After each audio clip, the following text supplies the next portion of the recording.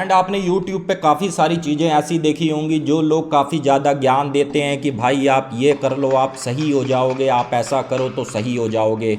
और कुछ लोग उसमें से ऐसे भी होते हैं कि भाई आजकल साइंस का ज़माना है, अगर कोई भी दिक्कत हो तो भाई इन तांत्रिकों के चक्कर में मत पड़ो, आप किसी अच्छे से डॉक्टर से अपना इलाज करवाओ। और मेरा भी मानना है कि अगर कोई भी दिक्कत होती है तो सबसे पहले डॉक्टरी सलाह लेना बहुत ज़रूरी होता है। लेकिन क्या हो जब डॉक्टर के साथ ही खेल हो जाए, कोई ऐसा प्रेत हो जो डॉक्टर के साथ ही खेल जाए, तो फिर क्या होगा। पूरा इंसिडेंट सुनाऊंगा फ्रेंड्स, लेकिन पहले चैनल का इंट्रो।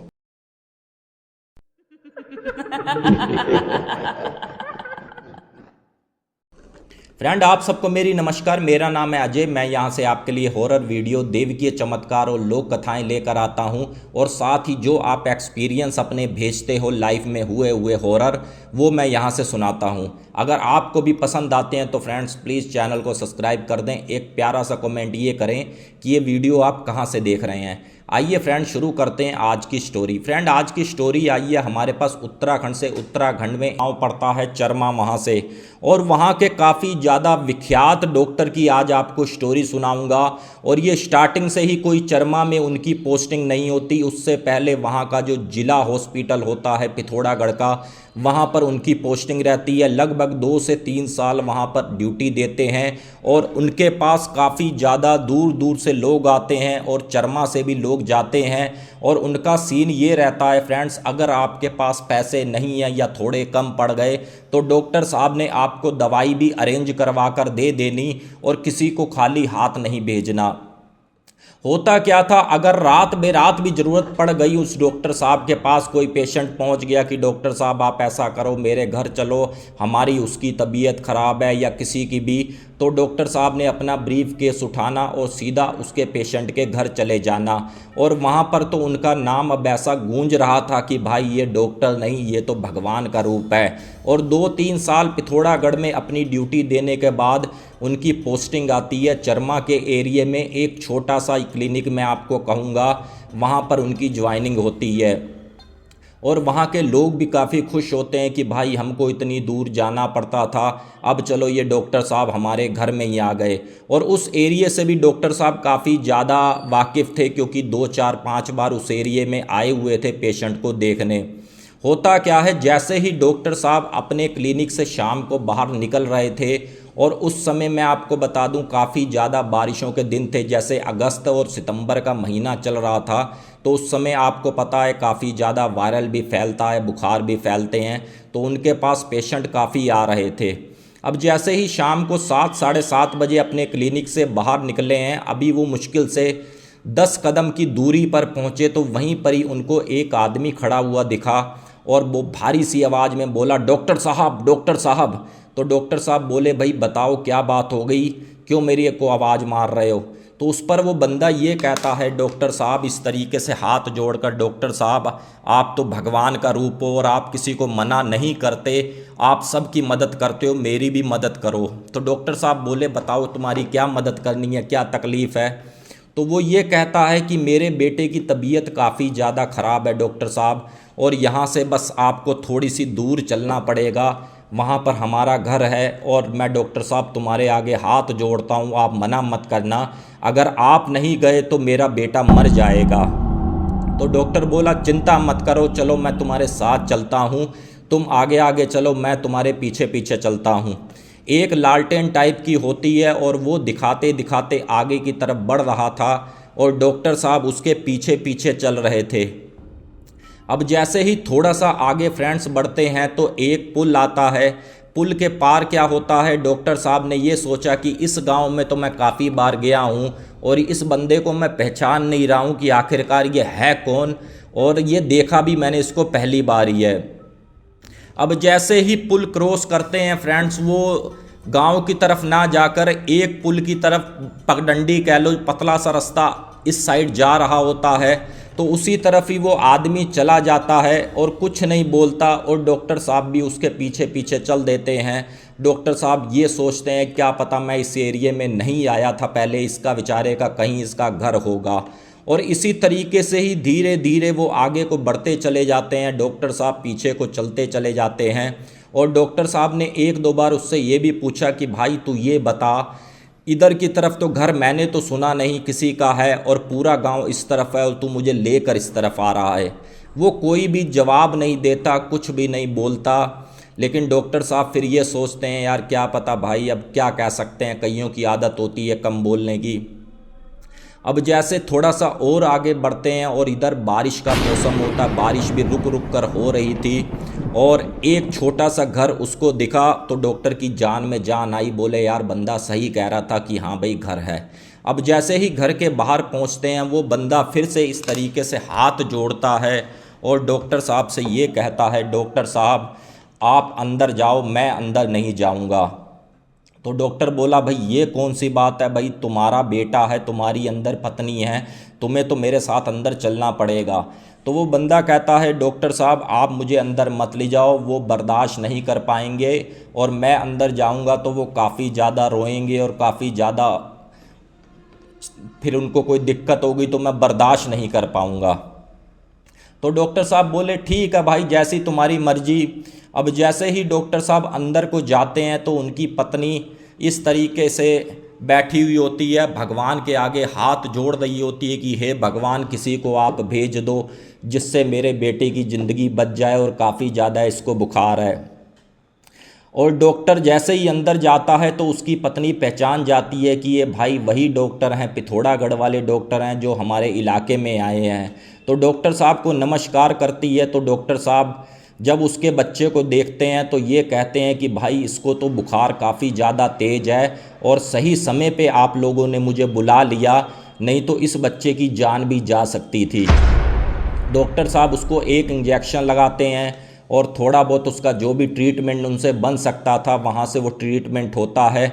और साथ में डॉक्टर साहब ये कहते हैं कि भाई मैं 4 दिन की दवाई दे रहा हूँ और 5वें दिन तुम इसको मेरे पास लेकर आना, अगर क्या पता दवाई बदलनी पड़े तो दवाई बदलेंगे, दवाई कम करनी पड़े तो दवाई कम करेंगे। वो औरत कहती है ठीक है डॉक्टर साहब मैं आपको 5 दिन के बाद लेकर इसको ज़रूर आऊँगी। अब जैसे ही डॉक्टर बाहर निकलता है और थोड़ा सा आगे को बढ़ता है और डॉक्टर साहब ये सोचते हैं कि यार अब मैं इस बंदे के साथ आ तो गया हूँ यार, अब अकेले तो मेरे जाने के बस की बात नहीं है। अगर ये हो सके तो उस शर्मा पुल तक मुझे पहुँचा दे, क्योंकि उसके बाद का एरिया तो मुझे पता है कि भाई किधर को मुझे जाना है किधर को नहीं जाना।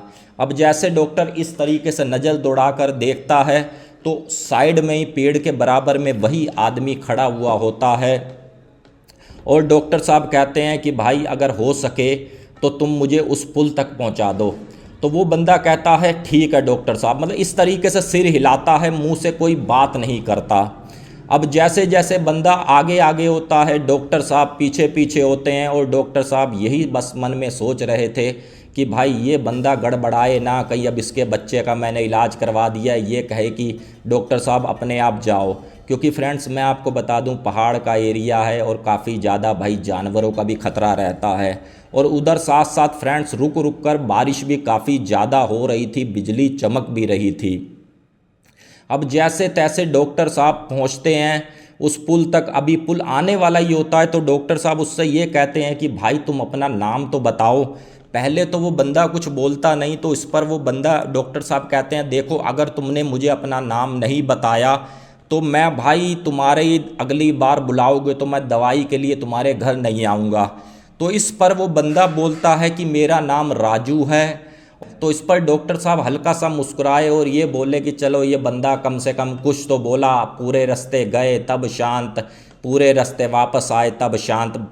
अब जैसे डॉक्टर साहब उस पुल तक पहुंचते हैं तो वो बंदा फिर बोलता है कि डॉक्टर साहब यहाँ से आप चले जाओगे या मैं आगे तक आपको छोड़ कर आऊँ।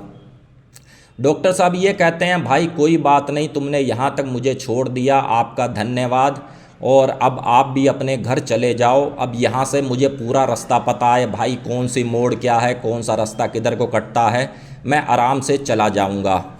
और जैसे ही डॉक्टर साहब अपना मुंह इधर को करते हैं और ये सोच ही रहे थे तो डॉक्टर साहब ये बोले कि चलो उसका धन्यवाद ही मैं बोल दूं। अब डॉक्टर साहब जैसे ही पीछे मुड़कर इस तरीके से देखते हैं और एकदम से बिजली चमकती है। आपको पता होगा बिजली जब चमकती है बारिश के समय पे तो उजाला सा होता है, और उसी उजाले में जब डॉक्टर साहब ने मुड़कर देखा तो दूर दूर तक फ्रेंड्स वहाँ पर कोई नहीं था। अब डॉक्टर साहब ये सोचें कि यार वो बंदा एकदम से गया कहाँ, क्योंकि ये सड़क है, इस तरफ खाई है और इस तरफ जंगल है, कोई ऐसा तो है नहीं कि भाई जंगल की तरफ भाग जाएगा। फिर डॉक्टर साहब ने 2-4 बार उसके बारे में सोचा, बोले चलो छोड़ो कोई बात नहीं, कहाँ गया कहाँ नहीं गया। डॉक्टर साहब अपना सीधा घर आ गए। तो डॉक्टर साहब रहते थे अपनी माँ के साथ, उस समय आप ये समझ लो नई नई जॉब थी डॉक्टर साहब की, डॉक्टर साहब भी कवारे ही थे। अब जैसे 2-4-5 दिन बीतते हैं तो वहाँ पर वही औरत आती है अपने बेटे को लेकर और डॉक्टर साहब को दिखाती है। तो डॉक्टर साहब से ये कहती है, डॉक्टर साहब लगभग 70% तो मेरा बेटा सही हो गया, अभी 30% मुझे ऐसा लग रहा है इसको काफ़ी ज़्यादा वीकनेस है। तो डॉक्टर बोला कोई बात नहीं बहन जी, मैं आपका पूरा ट्रीटमेंट कर दूंगा बेटे का, और ये दवाई बदल कर दे रहा हूँ, आप इसको दवाई दे दो। तो वो औरत ये बोलती है कि डॉक्टर साहब आप ये बताओ कि आप उस दिन आए थे, उस तरफ तो किसी और का घर भी नहीं था, आप हमारे घर कैसे भगवान का रूप बन कर आए? डॉक्टर साहब मैं आपसे ही जानना चाहती हूँ। तो इस पर वो डॉक्टर साहब ये कहते हैं कि बहन जी कैसा मजाक कर रही हो, आपने क्या अपने पति को नहीं भेजा जिसका नाम राजू था?